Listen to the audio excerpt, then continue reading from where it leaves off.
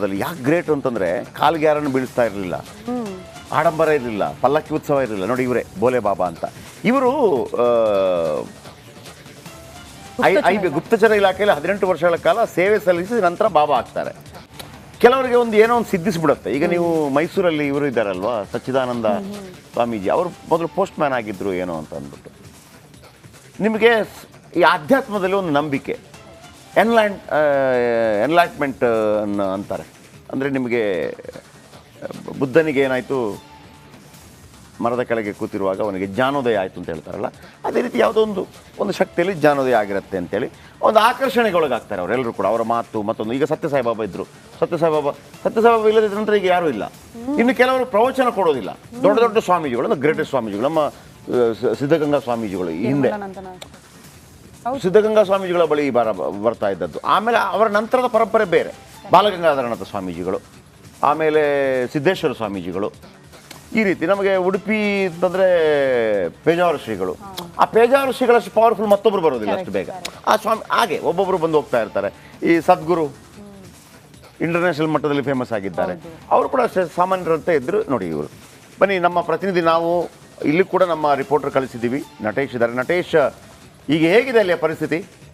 ಎಲ್ಲ ಒಂದು ತಹಬದಿಗೆ ಬಂದಿದೆಯಾ? ಜಯಪ್ರಕಾಶ್, ಏನು ಉತ್ತರ ಪ್ರದೇಶದಲ್ಲಿ ಇದೊಂದು ದೊಡ್ಡ ಮಟ್ಟದ ಕಪ್ಪು ಚುಕ್ಕೆ ಅಂತಾನೆ ಹೇಳಬಹುದು. ಯಾಕಂದ್ರೆ ನಿನ್ನೆ ನಡೆದ ಘಟನೆ ಏನಿದೆ, ಘಟನೆಯಲ್ಲಿ 122ಕ್ಕೂ ಅತಿ ಹೆಚ್ಚು ಜನ ಈಗ ಸಾವನ್ನಪ್ಪಿರುವಂತದ್ದು. ಸದ್ಯಕ್ಕೆ ನಾನೀಗ ಉತ್ತರ ಪ್ರದೇಶದ ಹತ್ರ ಜಿಲ್ಲಾಸ್ಪತ್ರೆಯಲ್ಲಿದ್ದೀನಿ. ಇಲ್ಲಿ ಸಾಕಷ್ಟು ಜನ ಅಡ್ಮಿಟ್ ಕೂಡ ಆಗಿರುವಂತದ್ದು. ಈಗಾಗಲೇ ಏನು ಕೆಲವೇ ಕ್ಷಣಗಳಲ್ಲಿ ಯೋಗಿ ಆದಿತ್ಯನಾಥ್, ಅಂದ್ರೆ ಉತ್ತರ ಪ್ರದೇಶದ ಸಿಎಂ ಯೋಗಿ ಆದಿತ್ಯನಾಥ್ ಕೂಡ ಇಲ್ಲಿಗೆ ಆಗಮಿಸಲಿರುವಂತದ್ದು. ಯಾಕಂದ್ರೆ ಈಗಾಗಲೇ ಏನು ಪರಿಹಾರದ ಘೋಷಣೆಯನ್ನ ಕೂಡ ಮಾಡಲಾಗಿದೆ. ಆದ್ರೆ ಘಟನೆ ಹೇಗಾಯ್ತು ಮತ್ತೆ ಯಾವ ಕಾರಣಕ್ಕೆ ಆಯ್ತು ಅನ್ನುವಂತಹ ನಿಟ್ಟಿನಲ್ಲಿ ಸಾಕಷ್ಟು ಪರಿಶೀಲನೆಗಳು ಕೂಡ ಹಾಗೆ ತನಿಖೆಗೂ ಕೂಡ ಆದೇಶವನ್ನ ನೀಡಿರ್ತಕ್ಕಂಥದ್ದು.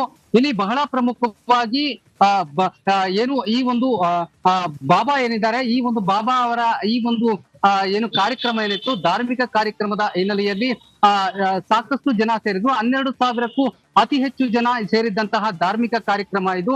ಆ ಧಾರ್ಮಿಕ ಕಾರ್ಯಕ್ರಮ ನಡೆಯುವಂತಹ ಸಂದರ್ಭದಲ್ಲಿ ಏನು ಜಿಲ್ಲಾಡಳಿತದಿಂದ ಹಾಗೂ ಪೊಲೀಸ್ ಇಲಾಖೆಯಿಂದ ಯಾವುದೇ ರೀತಿಯಾದಂತಹ ಒಂದು ಏನು ಪರ್ಮಿಷನ್ ಅನ್ನ ಕೂಡ ತೆಗೆದುಕೊಂಡಿರಲಿಲ್ಲ ಎನ್ನುವಂತಹ ಮಾಹಿತಿ ಕೂಡ ಲಭ್ಯ ಆಗ್ತಾ ಇದೆ.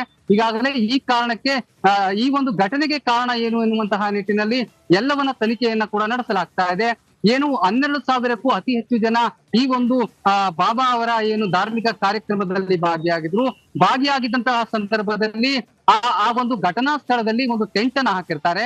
ಅಲ್ಲಿ ಸಾಕಷ್ಟು ಜನ ಅಂದ್ರೆ ಇವರ ಒಂದು ಏನು ಬೋಧನೆ ಏನಿತ್ತು, ಆ ಬೋಧನೆಯನ್ನ ಕೇಳೋದಕ್ಕೆ ಅಂತ ಹೇಳಿ ಟೆಂಟಿನ ಒಳಗಡೆ ಹೋಗ್ತಾರೆ. ಆ ಸಂದರ್ಭದಲ್ಲಿ ಅಲ್ಲಿ ಆಮ್ಲಜನಕದ ಕೊರತೆ ಉಂಟಾಗುತ್ತೆ. ಯಾಕಂದ್ರೆ ಉತ್ತರ ಪ್ರದೇಶದಲ್ಲಿ ನಿನ್ನೆ ಹಾಗೂ ಮೊನ್ನೆ ಏನು ಕಳೆದ 2 ದಿನಗಳಿಂದ ದೊಡ್ಡ ಮಟ್ಟದಲ್ಲಿ ಸಾಧಾರಣವಾಗಿ ಸಫೋಕೇಶನ್ ಉಂಟಾಗುತ್ತೆ. ನೀವು ನೋಡಿ, ಯಾವುದಾದ್ರೂ ಒಂದು ಮಾಲ್ಗೆಲ್ಲ ಹೋದಾಗ ತುಂಬ ಜನ ಇದ್ದಾಗ ಸಫೋಕೇಶನ್ ಉಂಟಾಗುತ್ತೆ. ಒಂಥರ ಅವರು ತುಂಬ ಬಟ್ಟೆ ಎಲ್ಲ ಇರುವಂಥ ಅಂಗಡಿಗಳಲ್ಲಿ ಅಷ್ಟು ವ್ಯವಸ್ಥೆ ಇದ್ದರೆ ಮಾತ್ರ.